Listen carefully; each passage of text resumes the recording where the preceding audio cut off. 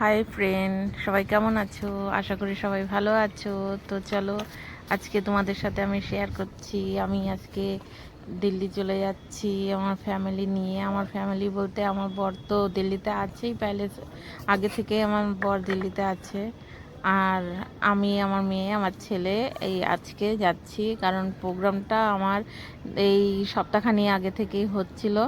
তো সেটা আমি শেয়ার করতে পারিনি, কারণ আমি ব্লগ ভিডিও সবই আমি করা বন্ধ করে রেখেছিলাম, কারণ আমার মুড মেজাজ একদম ভালো ছিল না। তাই আমি ব্লগগুলো করা বন্ধ করেছি। পরে এক সময় তোমাদেরকে আমি শেয়ার করব যে কী কারণে আমাদের দিল্লি যেতে হচ্ছে। তো যাই হোক, এখন আমি চেষ্টা করছি ফটাফট করে টিফিনটাকে বানিয়ে নিয়ে প্যাক করে নেব। প্যাক করে নিয়ে আমি এখন দেখতে পাচ্ছি আমি রেডি হয়ে গেছি, কারণ আমাদের ট্রেন আছে সন্ধেবেলা। কিন্তু তার আগে আমি যেহেতু ছেলে মেয়ে নিয়ে যাব একা একা, সেজন্য আমি চেষ্টা করছি একটু তাড়াতাড়ি বেরিয়ে যাওয়ার। কারণ স্টেশনে গিয়ে ওয়েট করব তাও চলবে, কিন্তু এখানে ঘরে বসে থেকে বসে থাকবো, তারপরে ট্রেন ধরতে পারবো না, সেটা তো ভালো দেখায় না না। তো যেহেতু আমি একা যাচ্ছি, তার জন্য আমার মাথায় একটু বেশি টেনশন আছে যে দুই ছেলে মেয়ে নিয়ে আমি এখান থেকে একা একা দিল্লি কী করে যাব। তো সেই জন্য আগে থাকতেই বাবাকে নিয়ে বেরিয়ে গেলাম। বাবাকে বললাম যে বাবা, তুমি আমাকে তাহলে নবদ্বীপ স্টেশনে আমাকে ট্রেনে তুলে দাও, আমি চলে যাব। এবার আগে জানি না কি হয়।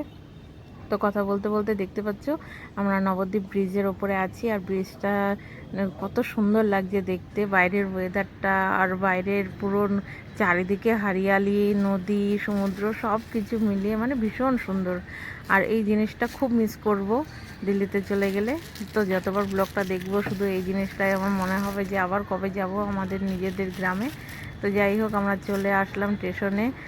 আর হচ্ছে কি বলবো বন্ধুরা, খুবই আমার কষ্ট হচ্ছে, ভীষণভাবে আমার কষ্ট হচ্ছে যে আমার নিজের এত সুন্দর স্বপ্নের একটা দোকান করেছিলাম, যে আমি করব বলেই তো খুলেছিলাম, কিন্তু কি করব, দুঃখের সাথে বলতে হচ্ছে আমি করতে পারলাম না, কারণ আমার আচানক চলে যেতে হচ্ছে।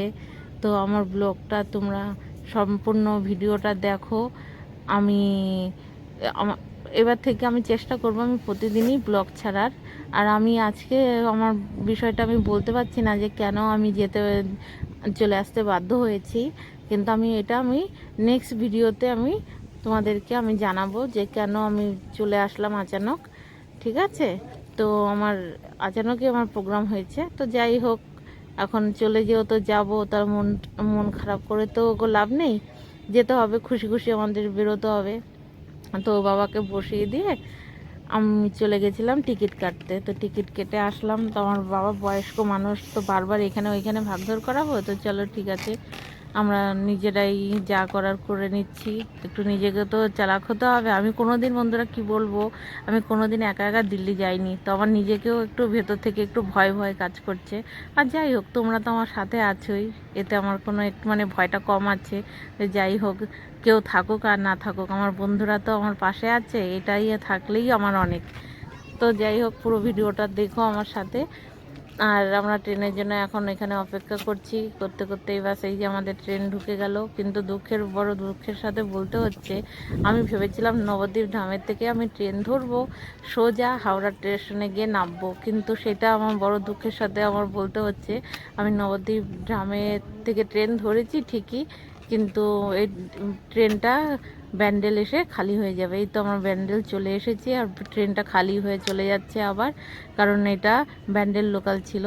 তো যাই হোক, এখন আমাদের কিছু করার নেই এখান থেকে। এই তার জন্য আমি আমার বাবাকে বলেছি, বাবার সাথে কথা ছিল কি যে তোমরা আমাকে নবদ্বীপ স্টেশনে তুলে দাও ট্রেনে। কিন্তু এখন দেখছি ব্যান্ডেল যেহেতু নামতে হবে, তার জন্য বাবাকে ব্যান্ডেল পর্যন্ত বললাম যে বাবা তাহলে এক কাজ করো, চলো তুমি আমাদের সাথে ব্যান্ডেল চলো, ব্যান্ডেলে আমাদেরকে ওই হাওড়া লোকাল ট্রেন ধরিয়ে দেবে, ব্যান্ডেল থেকে হাওড়া, সেই ট্রেনটা ধরিয়ে দিয়ে তারপরে তুমি দরকার হয় ব্যান্ডেল থেকে চলে এসো, কারণ খুবই মুশকিল হয়ে যাবে দুটো ছেলে মেয়ে নিয়ে, তারপর ব্যাগপত্র আছে সব কিছু নিয়ে। আর লোকাল ট্রেন তো বুঝতেই পারছো, 5 মিনিটের বেশি তো লোকাল ট্রেন দাঁড়ায় না। তো যাই হোক, আমরা চলে আসলাম হাওড়াতে এসে ছেলে মেয়ে পিৎজা খেলো, যাই হোক টিফিন নাস্তা টাস্তা যাই হোক কিছু করে টোরে আমরা সোজা চলে উঠে গেলাম আমরা ট্রেনে। তো ট্রেনে উঠে যাওয়ার পরে আমার ছেলে সারাদিন যা জার্নি করেছে, বলছে আমি আগে ঘুমোবো বলেই আগেই ওপরে উঠে গেছে। আর এসিতে ট্রেনের মধ্যে ঢুকে যখন এসিটা চলছে, কি বলবো বন্ধুরা, বাস মনে হচ্ছে কি জান্নাতে এসে গেছি।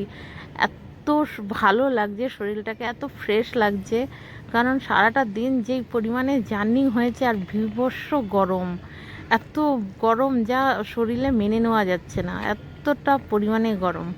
তো যাই হোক, আমরা সেদিনকে তো রাত হয়ে গেছিলো, কালকে কালকে উঠেছি, রাত হয়ে গেছে, তো আমি রাতের ভিডিওটা আর করলাম না। তো এটা আমাদের তারপরের দিনে দুপুরবেলার ভিডিও। তো আমরা দুপুরে লাঞ্চে আমরা খাবার অর্ডার করেছি, 2 প্লেট খাবার অর্ডার করেছি। একটা হচ্ছে মাংস ভাত আর একটা হচ্ছে ডিম ভাত।